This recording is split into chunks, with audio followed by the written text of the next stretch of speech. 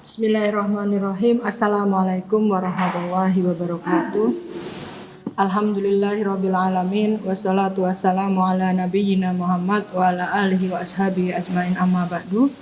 Alhamdulillah pagi hari ini Ustazah bisa bertemu kalian siswi Madrasah Muallimat khususnya kelas 1 di acara orientasi kepesantrenan.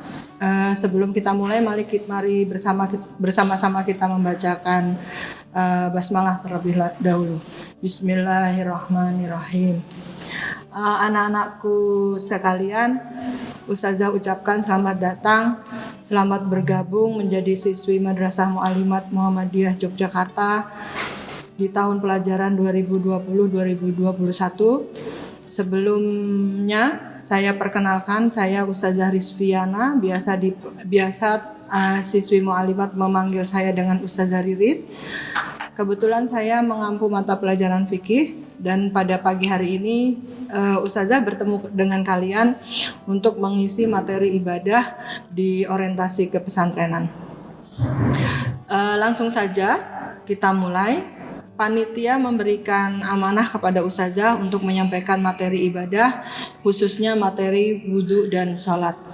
Ya, Ustazah yakin kalian sudah bisa secara teori apa itu wudhu, secara teori apa itu sholat, dan juga secara prakteknya karena Ustazah yakin itu sudah kalian lakukan berkali-kali ya, minimal setiap hari 5 kali waktu untuk sholat fardu, dan mungkin nanti ditambah dengan sholat sunnah yang lain, pasti melakukan wudhu dan pasti melakukan sholat.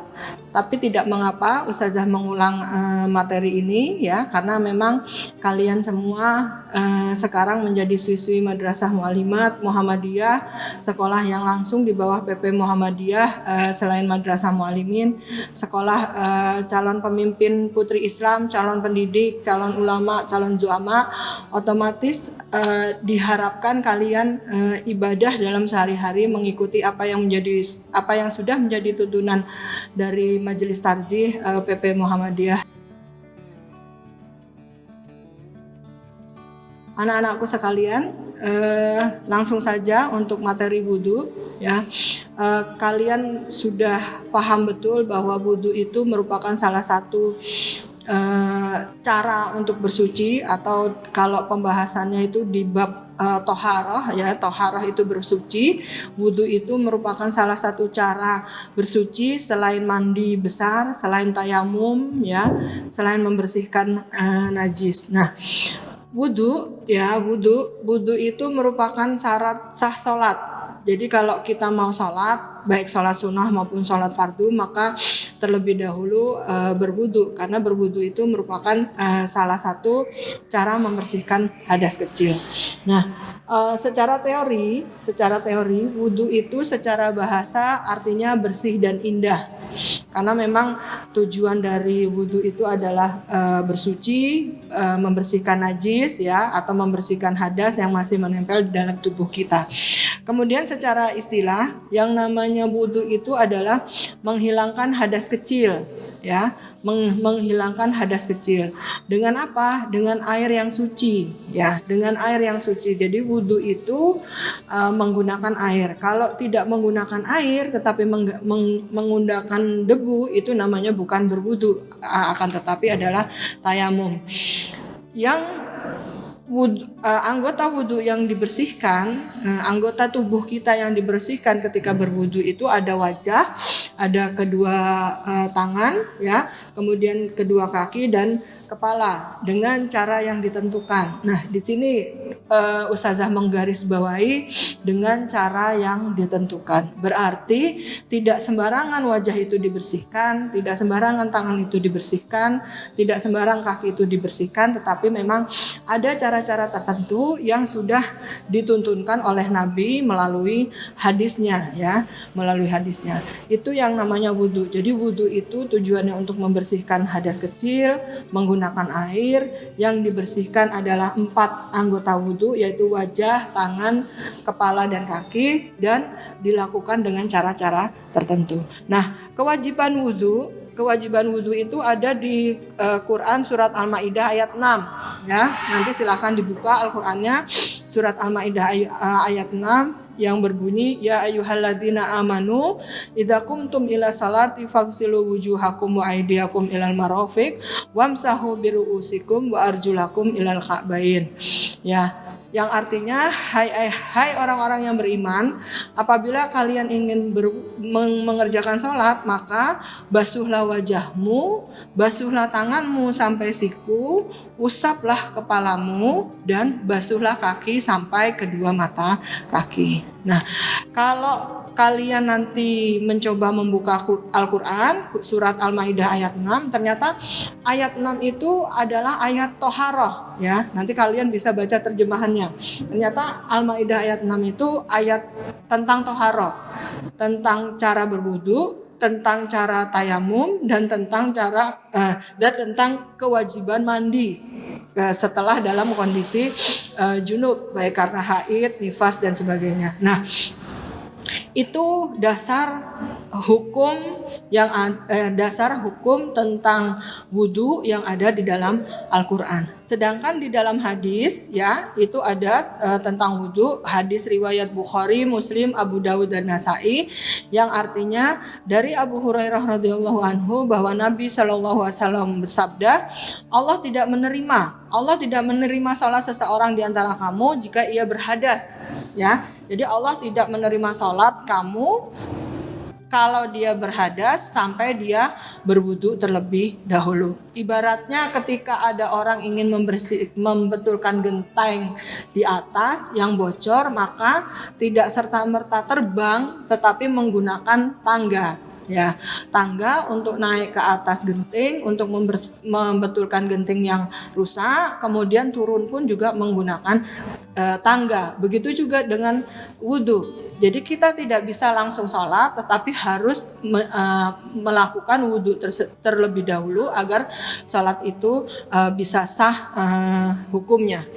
Kemudian yang membatalkan wudu itu ada 5, ya, ada 5. Pertama, keluar sesuatu dari 2 jalan, bisa dari depan, dari kubul, bentuknya air kencing, ya, atau dari dubur, itu bisa buang air besar, bisa kentut, ya.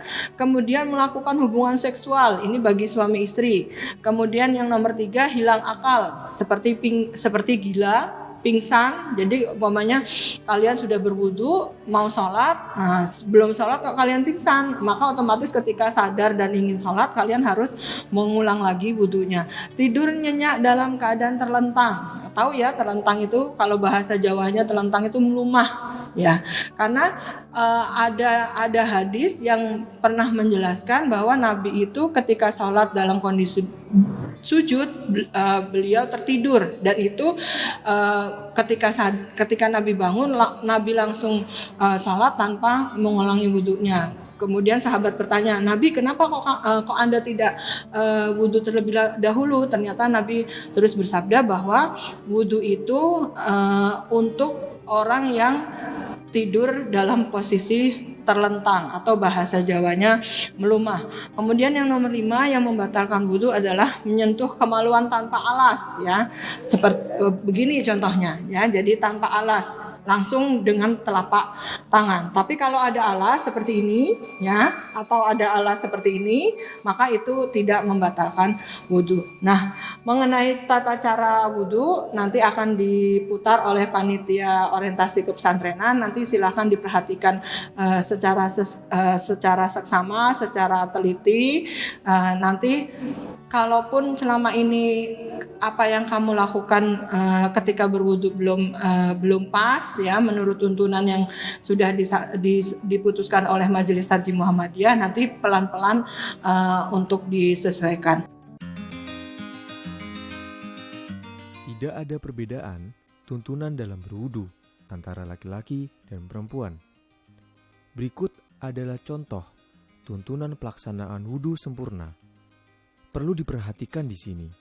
Demi kesempurnaan wudu, jika memungkinkan, hendaknya sebelum berwudu menggosok gigi terlebih dahulu.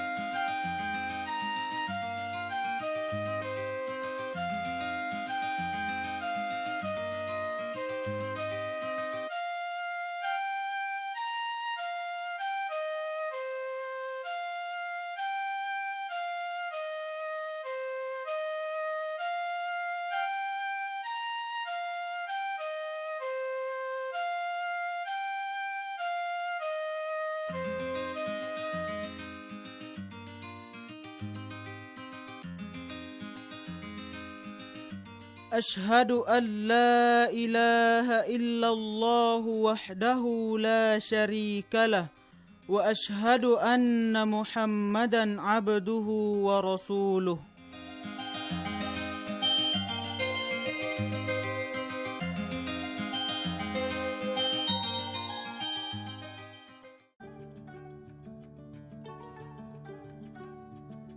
Materi yang kedua itu tentang sholat.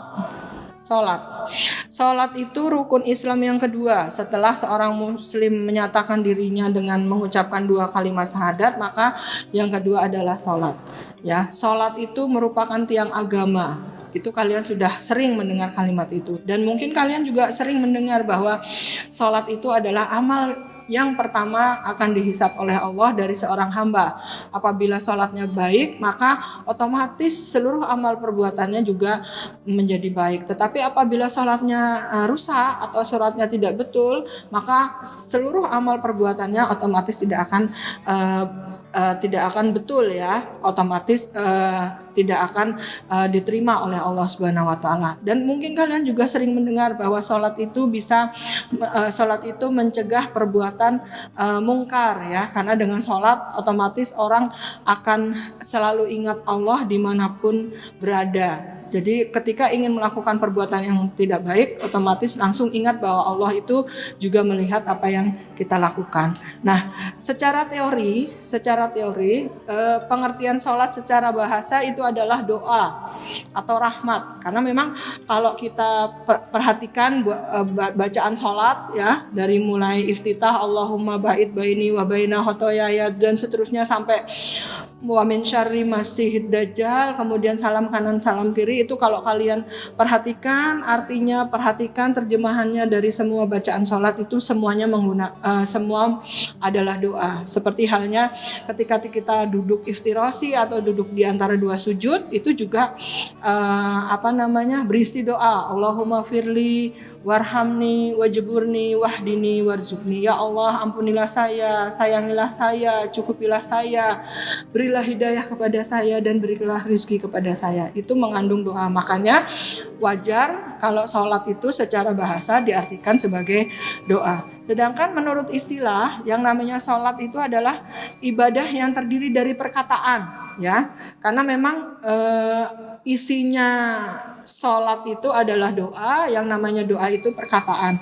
Hanya kebetulan sholat itu memang harus berbahasa Arab. Tidak bisa sholat menggunakan bahasa Indonesia, tidak bisa sholat menggunakan bahasa Jawa, tidak bisa sholat menggunakan bahasa Sumatera. Jadi sholat itu harus menggunakan bahasa Arab, karena sholat itu terdiri dari perkataan, doa-doa, ya. Kemudian terdiri dari perbuatan tertentu, mengangkat tangan ketika takbiratul ihram, ruku, memegang lutut, sujud, semua dahi, hidung, lutut, kaki, tangan menyentuh lantai, ya. Jadi perbuatan tertentu tidak bisa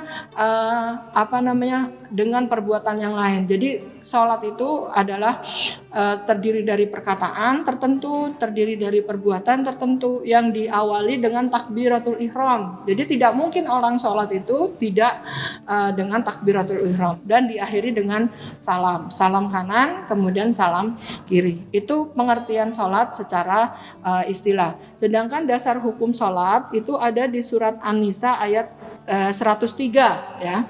Nanti silahkan dibuka. Wa aqimus sholata inna sholata kanat alal mu'minina kitaban mauquta. Dan dirikanlah salat. Sesungguhnya salat itu bagi setiap mukmin sudah ada waktu-waktu tertentu. Subuh, zuhur, asar, maghrib, isya. Itu waktu-waktu tertentu di mana seorang mukmin diwajibkan untuk melakukan sholat. Kemudian hadis riwayat Tirmizi yang artinya Rasulullah SAW bersabda, pokok segala sesuatu adalah Islam. Tiangnya Islam itu adalah sholat. Puncaknya orang muslim itu adalah jihad di jalan Allah Subhanahu wa taala. Jadi tidak mungkin orang Tidak mungkin seseorang yang mengaku dirinya seorang muslim dia tidak sholat. Kalau dia mengaku muslim tapi tidak sholat, berarti otomatis dia tidak menegakkan yang menjadi tiang agama Islam. Itu tentang sholat. Nah, kemudian syarat wajib sholat, ya. Jadi kapan sih sholat itu menjadi wajib? Ya, kapan sih sholat itu menjadi wajib bagi seseorang? Pertama, kalau orang itu mengaku dirinya beragama Islam. Jadi tidak mungkin orang yang tidak beragama Islam itu sholat, karena memang kewajiban sholat itu ditujukan kepada orang yang mengaku dirinya memeluk agama Islam. Yang kedua, baligh, ya. Ustazah yakin kamu sudah tahu tanda balik itu apa, ya. Kalau perempuan itu haid, sudah mengeluarkan darah haid. Kalau laki-laki itu bermimpi, ya, mimpi basah. Kemudian yang ketiga, berakal. Ya, jadi tidak mungkin orang gila itu wajib sholat. Kenapa? Karena dia tidak berakal. Tidak mungkin orang yang sedang koma di rumah sakit, ya, dia tidak sadar berhari-hari di rumah sakit, itu dia wajib sholat karena dia dalam kondisi tidak berakal. Jadi yang ketiga, syarat wajib yang ketiga adalah berakal. Yang keempat, suci dari nifas atau haid. Ya, ini bagi perempuan. Jadi kalau kamu sedang haid, maka kamu tidak wajib sholat. Kalau ibumu sedang nifas setelah melahirkan adikmu, berarti ibumu tidak wajib sholat. Kemudian yang kelima, telah masuk waktu sholat atau azan, ya. sudah terdengar azan zuhur, berarti saat itu sudah wajib sholat zuhur. Tidak mungkin kamu melakukan sholat zuhur di jam 10 pagi atau di jam 11 pagi. Kenapa kok tidak mungkin? Karena memang tidak diwajibkan untuk sholat zuhur. Kenapa kok tidak wajib? Karena memang belum terdengar azan sholat zuhur. Jadi sholat itu wajib bagi satu yang mengaku dirinya beragama Islam, kemudian dia sudah balik, kemudian yang ketiga dia berakal, yang keempat dia suci atau tidak dalam kondisi haid atau nifas, dan yang kelima sudah terdengar azan. Maka kalau 5 ini terpenuhi, maka otomatis sholat itu hukumnya menjadi wajib. Kemudian syarat sah sholat. Syarat sah sholat itu ada 5, ya, ada 5. Pertama, suci dari hadas besar atau hadas kecil, ya. Seperti tadi, ketika kamu dalam kondisi haid, berarti kamu dalam kondisi hadas besar. Maka otomatis ketika kamu ingin sholat, kamu harus mandi besar dulu, kan gitu. Atau ketika kamu setelah buang air kecil, berarti kamu dalam kondisi hadas kecil. Maka tidak mungkin kamu setelah buang air kecil, istinja, kemudian kamu langsung sholat, itu tidak bisa. Kenapa? Karena kamu belum berwudu, di mana wudu itu merupakan cara membersihkan dari hadas kecil. Kemudian yang kedua, badan kita, ya, badan kita dari ujung kepala sampai ujung kaki, kemudian pakaian yang kita pakai ketika sholat atau tempat di mana kita ingin sholat itu harus bersih dari najis, mau itu najis mukhafafah, mutawasitoh atau mughaladoh. Kemudian yang ketiga, menutup aurat, ya, menutup aurat. Kalau orang muslim di Indonesia itu pakai mukena, ya, pakai mukena. Nah, itu menutup aurat. Atau yang laki-laki pakai sarung atau pakai celana panjang, karena aurat laki-laki itu dari pusar sampai lutut. Atau kalau aurat perempuan itu seluruh tubuh kecuali wajah dan tangan. Kemudian yang keempat, telah masuk waktu sholat atau sudah azan. Penjelasannya sama seperti di atas. Maka kalau kamu sholat zuhur kok jam 10, maka satu, kamu belum wajib sholat zuhur karena belum terdengar azan. Kalau kamu tetap mau sholat zuhur, maka otomatis sholat tersebut tidak sah atau tidak diterima karena sekali lagi belum masuk waktu sholat. Yang kelima adalah menghadap kiblat, ya, menghadap kiblat. Kiblatnya di mana? Di Ka'bah atau di Ka'bah yang berada di Masjidil Haram Kota Mekah. Takbiratul Ihram, yaitu membaca takbir sambil mengangkat kedua belah tangan sejajar bahu, ibu jari sejajar dengan kedua telinga, dan kedua telapak tangan menghadap ke arah kiblat. Allahu Akbar. Selanjutnya meletakkan telapak tangan kanan di atas punggung telapak tangan kiri dengan menggenggam pergelangan tangan kiri dan diletakkan di atas dada. Lalu dilanjutkan dengan membaca doa iftitah. Hadis riwayat jamaah. Allahumma ba'id baini wa baina khotoyaya kama ba'adta bainal masyriqi wal maghrib. Allahumma naqqini minal khotoya kama yunaqqas thawbul abyadu minad danas. Allahumma ghsil khotoyaya bil ma'i was salji wal barad. Membaca surat Al-Fatihah dengan sebelumnya membaca ta'awudz tanpa dikeraskan, lalu membaca basmalah. A'udzubillahi minasyaitonirrajim. Bismillahirrahmanirrahim. Alhamdulillahi rabbil alamin, arrahmanir rahim, maliki yaumiddin. Iyyaka na'budu wa iyyaka nasta'in. Ihdinas siratal mustaqim, siratal ladzina an'amta 'alaihim ghairil maghdubi 'alaihim waladdallin. Mengucapkan amin atau bertakmim. Amin. Membaca salah satu surat atau ayat Al-Quran. Ya ayyuhan nasu ubudu rabbakumul ladzi khalaqakum walladzina min qablikum la'allakum tattaqun. Alladzi ja'ala lakumul arda firasyan والسماء بناء وأنزل من السماء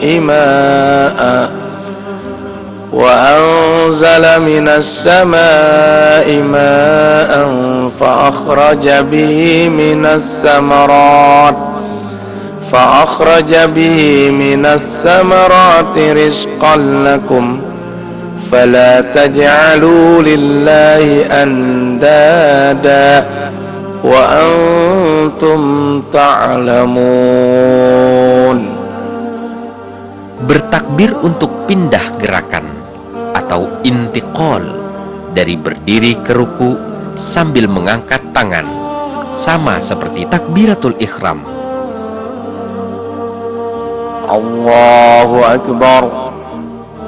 Ruku adalah meratakan punggung sejajar leher, memegang kedua lutut dengan kedua belah tangan, dan pandangan tertuju ke tempat sujud sambil berdoa. Subhanakallahumma rabbana wa bihamdika Allahumma gfirli. Iktidal, bangkit atau bangun dari ruku dan berdiri lurus kembali dengan mengangkat kedua tangan. Sami'allahu liman hamidah, Rabbana walakal hamdu. Sujud pertama.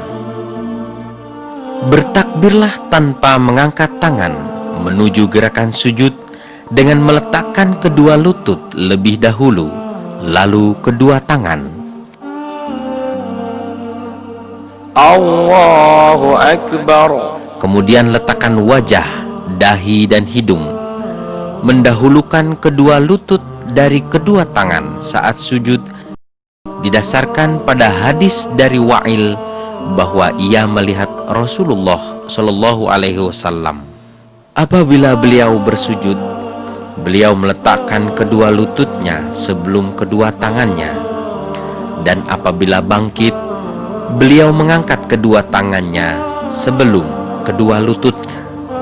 Hadis riwayat At-Tirmizi, An-Nasai, dan Abu Dawud.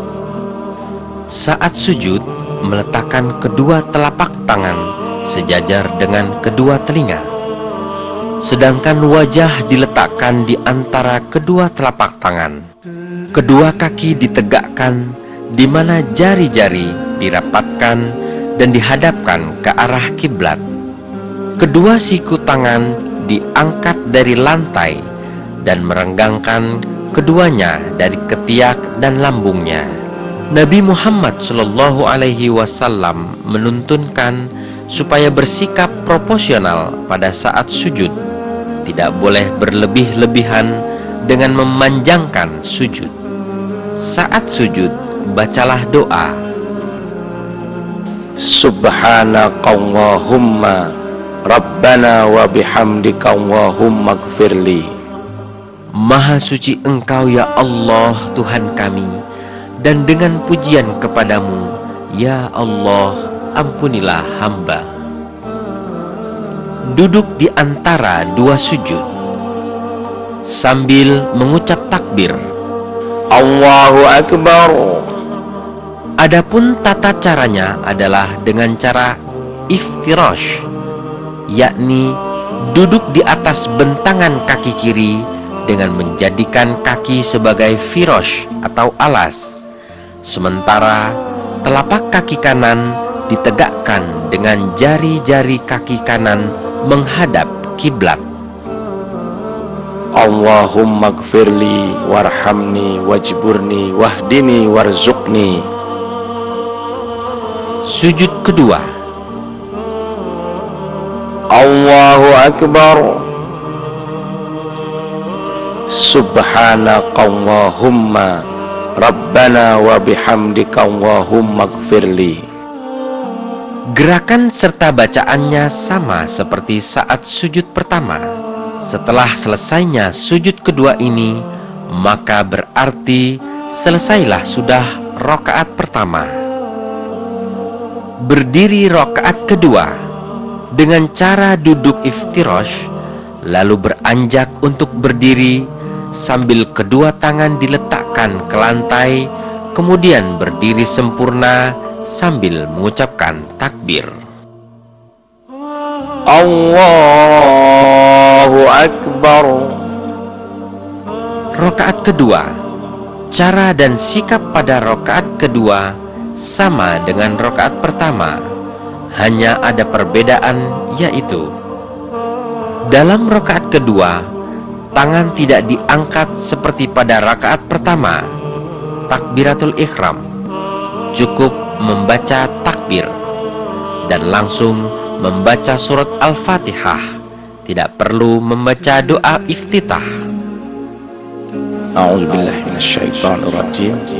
Bismillahirrahmanirrahim. Alhamdulillahi rabbil alamin. Ar-Rahmanir Rahim. Maliki yaumiddin. Iyyaka na'budu wa iyyaka nasta'in. Ihdinas siratal mustaqim. Siratal ladzina an'amta 'alaihim ghairil maghdubi 'alaihim waladdallin. Amin.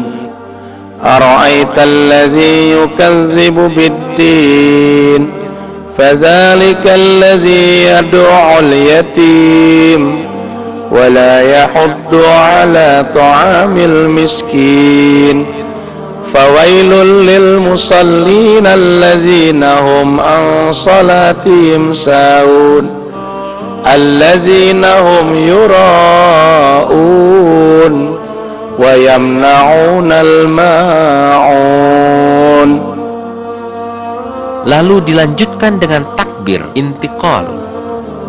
Allahu Akbar. Ruku. Subhanakallahumma Rabbana wa bihamdika Allahumma gfirli. Iktidal. Sami'allahu liman hamidah. Rabbana walakal hamd. Sujud pertama.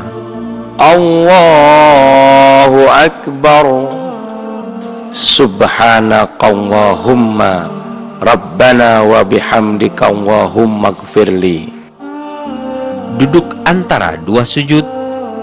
Allahu Akbar.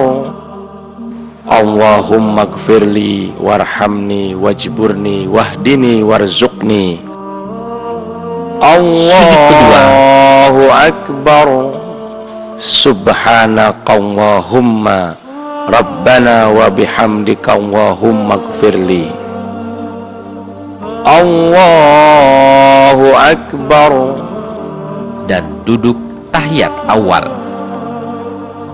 dengan cara duduk iftirosh dan langsung mengacungkan jari telunjuk tangan kanan dan tidak menggerak-gerakkannya, serta memajukan ujung jari kaki kiri dimasukkan ke bawah lengkung mata kaki kanan.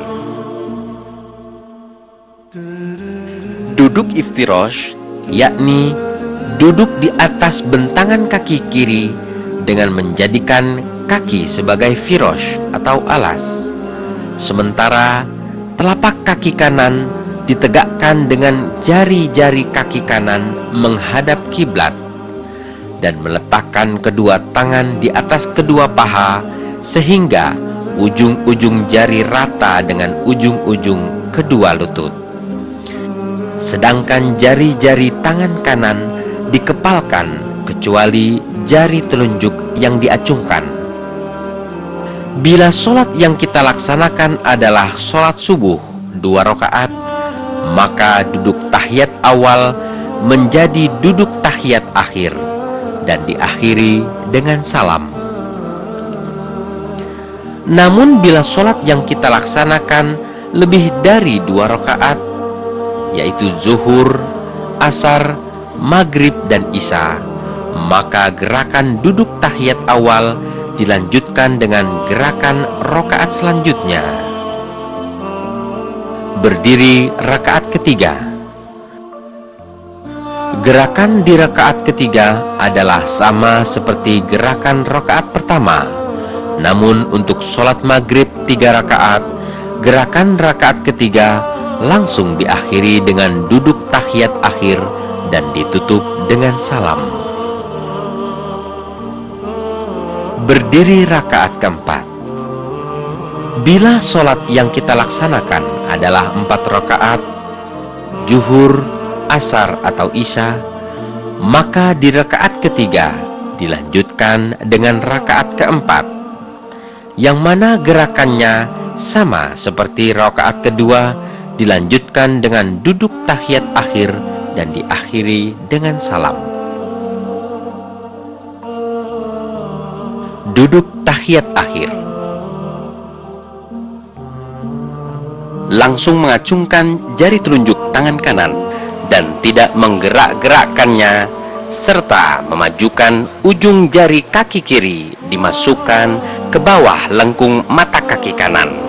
Sedangkan telapak kaki kanan ditegakkan dan duduk bertumpuan pantat di atas lantai. Ujung jari kaki kanan menghadap kiblat.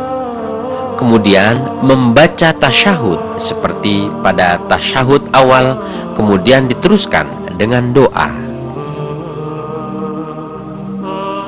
At-tahiyyatu lillahi wassalawatu wattayyibat.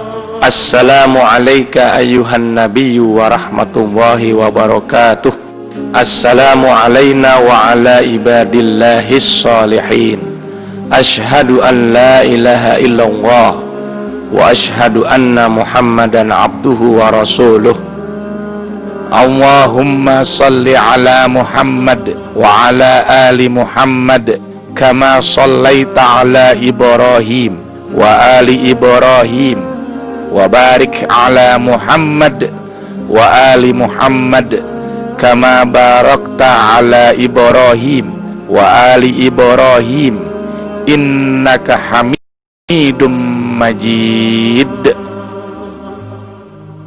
Allahumma inni a'udzubika min azabi jahannam wa min azabil qabr wa min fitnatil mahya wal mamat wa min syarri fitnatil masihid dajjal. Mengucap salam. Assalamualaikum warahmatullahi wabarakatuh. dengan memalingkan muka ke kanan terlebih dahulu sampai terlihat pipi kanan. Assalamualaikum warahmatullahi wabarakatuh. Lalu salam lagi dengan memalingkan muka ke kiri hingga terlihat pipi kiri.